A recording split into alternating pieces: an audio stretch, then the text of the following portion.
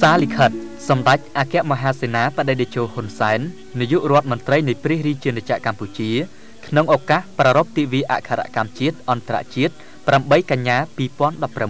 2016សូមក្រាបថ្វាយបង្គំសម្ដេចព្រះសង្ឃរាជទាំងពីរគណៈព្រះថេរានុថេរៈគ្រប់ព្រះអង្គជាទីសក្ការៈ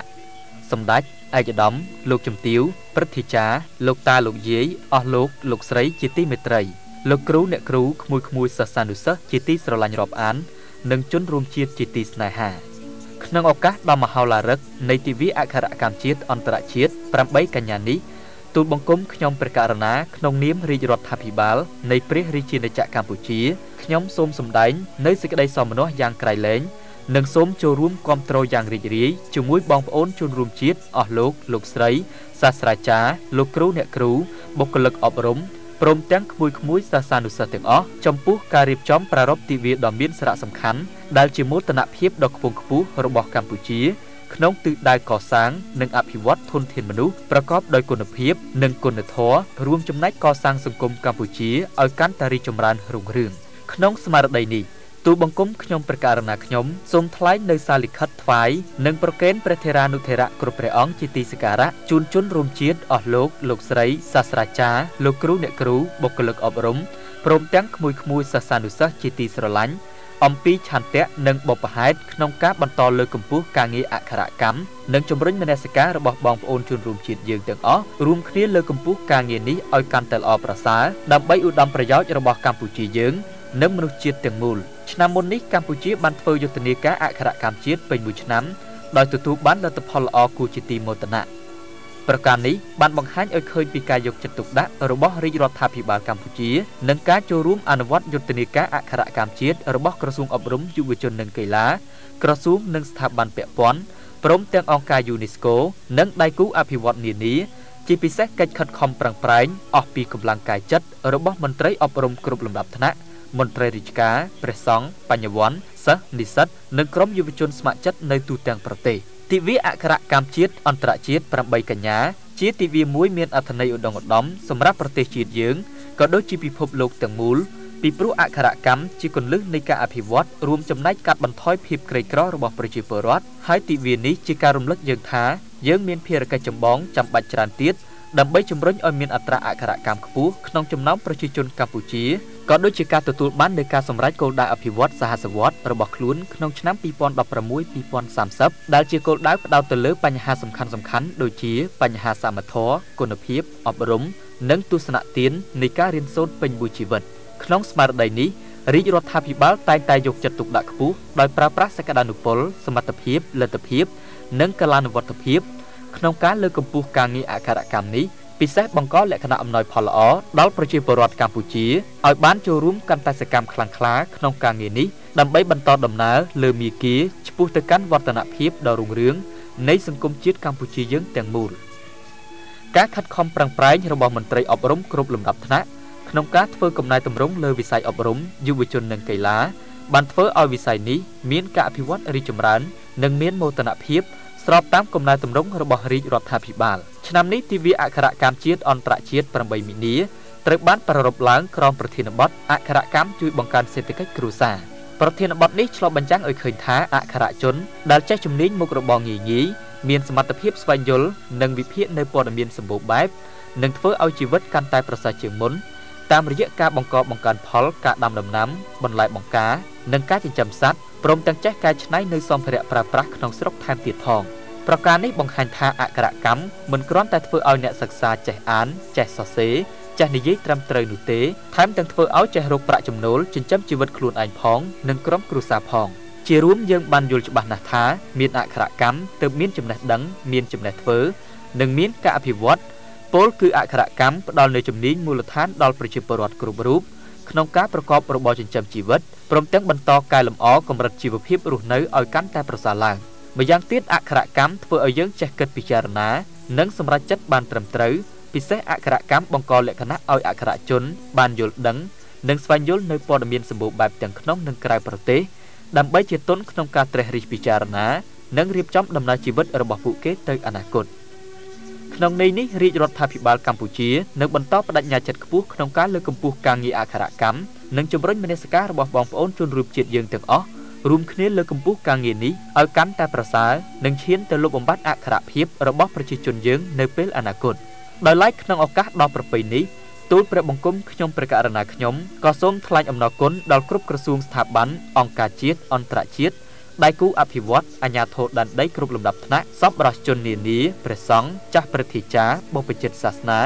និងប្រជាពលរដ្ឋទាំងអស់ដែលបាននឹងកំពុងជួយឧបត្ថម្ភគាំទ្រយ៉ាងសកម្មដល់ការងារអក្ខរកម្មនាពេលកន្លងមកទូលព្រះបង្គំខ្ញុំព្រះករុណាខ្ញុំសង្ឃឹមថាការប្រារព្ធទិវាអក្ខរកម្មជាតិអន្តរជាតិ8មីនានឹងបន្តដាស់ស្មារតីយើងទាំងអស់គ្នាឲ្យចូលរួមក្នុងការងារនេះកាន់តែសកម្មថែមទៀតសម្ដេចព្រះថេរានុថេរៈគ្រប់ព្រះអង្គជាទីសក្ការៈបងប្អូនជនរួមជាតិជាទីស្នេហាដើម្បីឈានទៅសម្រេចបានក្នុងគោលដៅអភិវឌ្ឍសហសវត្តដោយចីរភាពឆ្នាំ2030និងដើម្បីផ្សារភ្ជាប់ការងារអក្ខរកម្មទៅនឹងការសិក្សាពេញមួយជីវិតពិសេសឈានទៅសម្រេចបាននៅគោលដៅក្នុងបរិការថ្មីគឺប្រែក្លាយពលករដែលប្រើកម្លាំងសិបសាទទៅជាការប្រើប្រាស់ជំនាញតាមយុទ្ធសាស្ត្រកំណើនថ្មីរបស់កម្ពុជា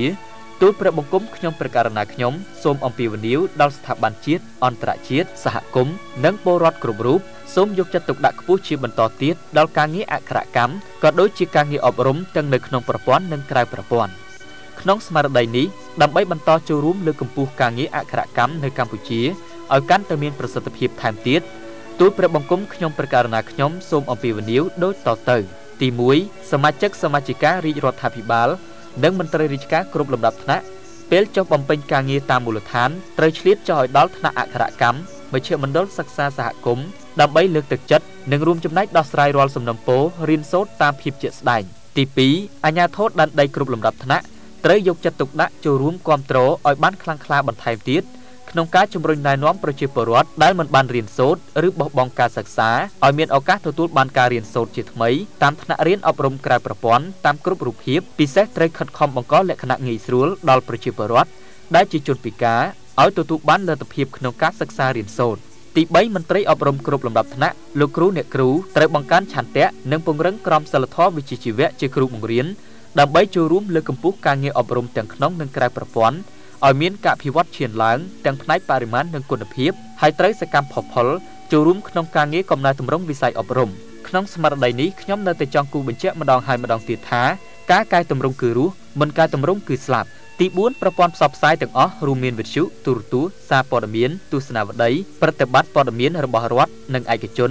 សូមជួយផ្សព្វផ្សាយឲ្យបានទូលំទូលាយអំពីអានុភាពនៃការងារអក្ខរកម្មដល់ប្រជាពលរដ្ឋយើងដើម្បីឲ្យមានការយល់ដឹងកាន់តែទូលំទូលាយពោលគឺអក្ខរកម្មជួយបង្កើនសេដ្ឋកិច្ចគ្រួសារ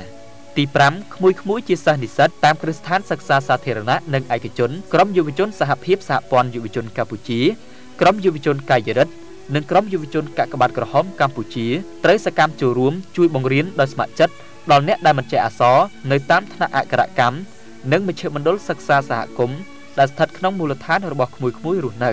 ចំណែកបងប្អូនជនរួមជាតិដែលជាមាតាបិតាឬអ្នកអាណាព្យាបាលក៏សូមជួយជំរុញបងប្អូនកូនចៅឲ្យបានចូលរៀនតាមសាលាចំណេះទូទៅគ្រប់គ្នាដោយឡែកក្មួយនិងបងប្អូនដែលពុំទាន់ចេះអក្សរឬបោះបង់ការសិក្សាចូលខិតខំប្រឹងប្រែងរៀនសូត្រនៅតាមថ្នាក់អក្ខរកម្មថ្នាក់មូលដ្ឋាននិងមជ្ឈមណ្ឌលសិក្សាសហគមន៍ដែលនៅជិតភូមិឋានរបស់ខ្លួនទី6វត្តអារាមនិងវិហារសាសនានានាត្រូវចលនាព្រះសង្ឃបព្វជិតសាសនាតាជីដូនជីចូលរួមជំរុញកម្មវិធីអក្ខរកម្មវិជ្ជាជីវៈឲ្យកាន់តែខ្លាំងក្លាថែមទៀតតាមរយៈការទេសនាអប់រំអំពីសារៈប្រយោជន៍នៃការរៀនសូត្រទី7ដៃគូអភិវឌ្ឍពិសេសអង្គការមិនមែនរដ្ឋាភិបាលត្រូវបង្កើនកិច្ចសហការនិងពង្រឹងភាពជាដៃគូដោយជួយឧបត្ថម្ភគាំទ្រដល់កម្មវិធីអប់រំក្រៅប្រព័ន្ធពិសេសកម្មវិធីអក្ខរកម្មផ្សារភ្ជាប់នឹងការអប់រំវិជ្ជាជីវៈឲ្យមានដំណើរការល្អជាប់ជាប្រចាំទី8ប្រធានរោងចក្រសហគ្រាសនិងក្រុមហ៊ុនឯកជនសូមជួយជំរុញបើកថ្នាក់អក្ខរកម្មគួបផ្សំជាមួយថ្នាក់បំប៉នមុខជំនាញវិជ្ជាជីវៈផ្សេងដល់បងប្អូនកម្មករកម្មការិនីដើម្បីជាប្រយោជន៍របស់ពួកគេផងនិងជាប្រយោជន៍ម្ចាស់រោងចក្រសហគ្រាសផងដោយយើងទាំងអស់គ្នាត្រូវចងចាំថាមានអក្ខរកម្មមានការគិតគូរនិងការសម្រេចចិត្តបានត្រឹមត្រូវមានអក្ខរកម្មនាំឲ្យសេដ្ឋកិច្ចជាតិកាន់តែរីកចម្រើនមានអក្ខរកម្មនាំឲ្យសង្គមជាតិកាន់តែអភិវឌ្ឍនិងមានភាពសុខដុមក្នុងស្មារតីនៃការខិតខំប្រឹងប្រែងអនុវត្តការងារទាំងអស់នេះទូលព្រះបង្គំខ្ញុំព្រះករុណាខ្ញុំសង្ឃឹមយ៉ាងមុតមាំថាសង្គមជាតិរបស់យើងកាន់តែទទួលបាននូវអត្រាកំណើនអក្ខរកម្មព្រមទាំងបន្តលើកកម្ពស់ចំណេះដឹងជំនាញវិជ្ជាជីវៈ ការអភិវឌ្ឍសមត្ថភាពជីវភាពរស់នៅក្នុងគ្រួសារឲ្យប្រកបដោយភាពរឹងមាំមានសេចក្តីថ្លៃថ្នូរហើយសង្គមសេដ្ឋកិច្ចជាតិទាំងមូលកាន់តែមានការអភិវឌ្ឍផងដែរទូលព្រះបង្គំខ្ញុំព្រះករុណាខ្ញុំមានជំនឿនិងក្តីសង្ឃឹមយ៉ាងមុតមមចំពោះសម្ដេចឯកឧត្តមលោកជំទាវបងប្អូនជនរួមជាតិអស់លោកស្រីសាស្ត្រាចារ្យលោកគ្រូអ្នកគ្រូបុគ្គលិកអប់រំនិងចូលរួមយ៉ាងសកម្មទាំងអស់គ្នាលើការងារអក្ខរកម្មនេះទូលព្រះបង្គំខ្ញុំព្រះករុណាខ្ញុំសូមឧទ្ទិសទិវាអក្ខរកម្មជាតិអន្តរជាតិ8កញ្ញា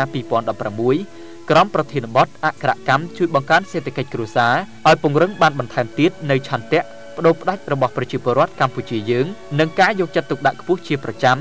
លើការងារអក្ខរកម្មនៅទូទាំងព្រះរាជាណាចក្រកម្ពុជាយើងជាទីបញ្ចប់ទូលព្រះបង្គំខ្ញុំព្រះករុណាខ្ញុំសូមថ្វាយព្រះពរនិងប្រគេនពរសម្ដេចព្រះសង្ឃរាជព្រះថេរានុថេរៈគ្រប់ព្រះអង្គនិងជូនពរបងប្អូនជនរួមជាតិអស់លោកស្រីសាស្ត្រាចារ្យលោកគ្រូអ្នកគ្រូបុគ្គលិកអប់រំព្រមទាំងក្មួយជាទីស្រឡាញ់ទាំងអស់សូមសំប្រកបដោយពុទ្ធពរទាំង4ប្រការគឺអាយុវណ្ណៈសុខៈនិងពលៈកំបីឃ្លៀងឃ្លាតឡើយធ្វើនៅរាជធានីភ្នំពេញថ្ងៃទី9ខែសីហាឆ្នាំ2016ហត្ថលេខានឹងត្រាហ៊ុនសែន